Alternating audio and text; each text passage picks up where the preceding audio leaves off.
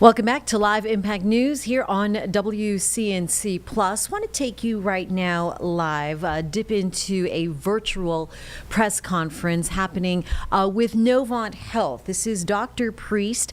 He is talking about the first tuberculosis case reported by CMS at North Meck High School. Let's go ahead and listen in here on Live Impact News on WCNC Plus. Typing, or I will read it once you finish typing, whichever is easier. No worries. I can come off mute. Thank you so much. We were just curious if there are any safety measures that schools or parents should be taking. I know you said it's kind of like since it's not as contagious as like the flu or COVID, there's not that much you can necessarily do, but are you thinking of any, because it is now in a school system, so it could spread. So are there ways that parents, families could be better preparing their kids to go to school and kind of protect themselves?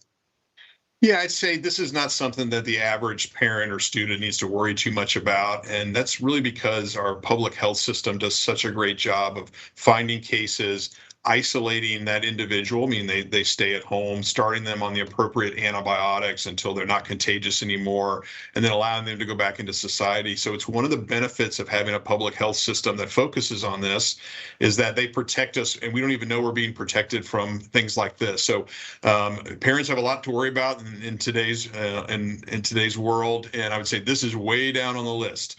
Now, certainly, if you're contacting and you say your child's been exposed to this, you want to do everything that you need to do from a public health standpoint, and they'll guide you through that. But this is not something I would be overly concerned about in any given day. And also know, as individuals enter the United States, immigrants come to our country, or a country of immigrants, right? The State Department has a program that people are screened for TB before they come to the country, which is another way of keeping the numbers of cases down in the United States, which is why in this country, we have 8,000 to 10,000 cases a year, whereas other parts of the world have many more than that, hundreds of thousands or even millions of cases worldwide, is because the programs we have in place to protect the public. So we benefit from that, and so I think parents can rest assured in that.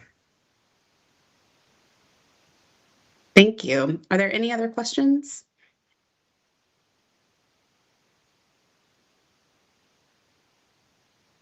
Great.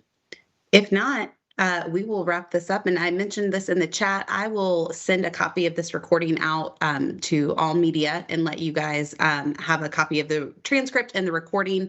I'll give one more call for questions, and then I will let Dr. Priest go about his day. But thank you all for joining us. Thank you, Dr. Priest, especially for sharing all of your wisdom about tuberculosis. Great. Thanks, everybody. Thank you.